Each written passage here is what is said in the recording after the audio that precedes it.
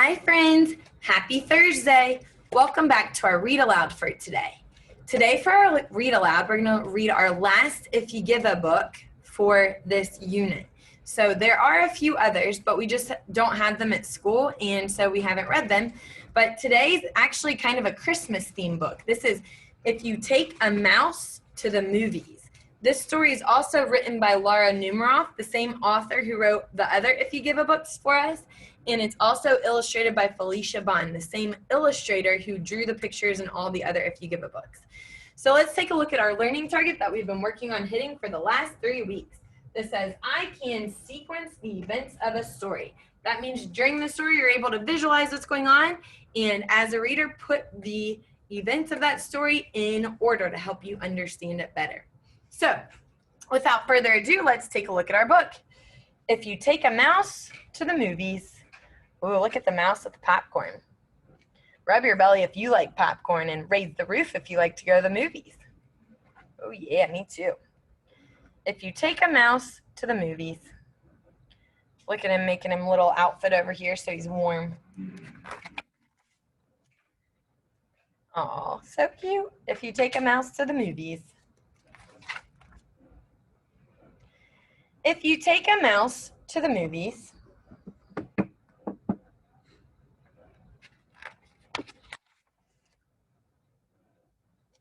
he'll ask you for some popcorn. When you give him the popcorn, he'll want to string it all together. Give me a thumbs up if you've strung popcorn together before. A lot of people do that and hang it on their Christmas trees. Then he'll want to hang it on a Christmas tree.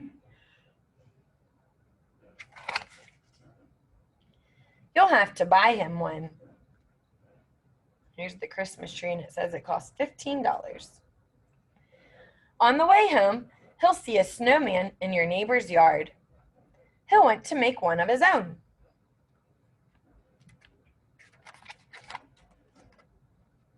Then he'll need a carrot for the nose. When he's all finished, he'll decide to build a fort. He'll ask you to help him. Look at his little snowman. It even has little mouse ears on it. Then he'll want to make some snowballs and have a snowball fight. He's up here at the top of his fort, hiding.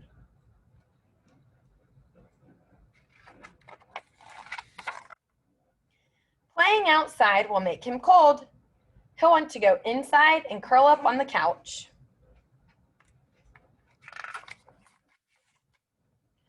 Once he's nice and cozy, he'll want to listen to Christmas carols. You'll have to find some on the radio.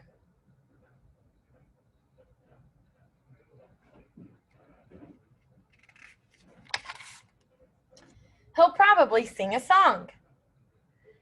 The carols will remind him of his Christmas tree. So he'll want to make some ornaments. You'll get him some paper and glue. He'll ask you for some glitter. When the ornaments are done, they're so sparkly, he'll hang them all up. Then he'll stand back to look at the tree. He'll notice his popcorn string is missing. Uh-oh, I think I know where this is going. So he'll want to make another one. He'll ask you for some popcorn. Look at him. He's doing like our popcorn sign. Popcorn, please. And chances are, when you give him the popcorn, he'll want you to take him to the movies. What a great story. Let's give that story a round of applause. So what does the mouse start out doing with the little boy? They go to the movies. And what do they buy while they're there? Popcorn, of course. You can't go to a movie without getting popcorn. And while they're at the movies eating popcorn, he says, hey, by the way, can I have a string to go with it? And he strings the popcorn together, and where does he put it? On the Christmas tree, right? And then what happens is they actually don't have a tree yet, so they have to go buy one. While they're out there buying one, then they decide to make a snowman and have a snowball fight while building a fort. And then what happens? Then they go home and get all cozied up and listen to Christmas carols. And as they're listening to Christmas carols, look at the little boy covering his ears while the mouse is singing. That reminds them, oh, let's make some ornaments. So then they get the ornaments to hang them on the tree, but they realize that the popcorn's gone when they hang the ornaments on the tree. So what do? He asks for some more popcorn to string it together to put it on the tree. And after he asks for popcorn, then he decides, hey, can we go to the movies? So they end the story right where the story started, just like all of our other If You Give a books, in sequence. Very good job today, friends.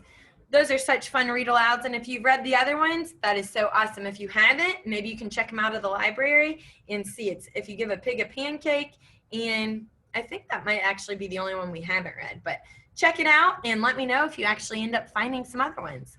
Great job this week. I'll see you tomorrow for your last read aloud.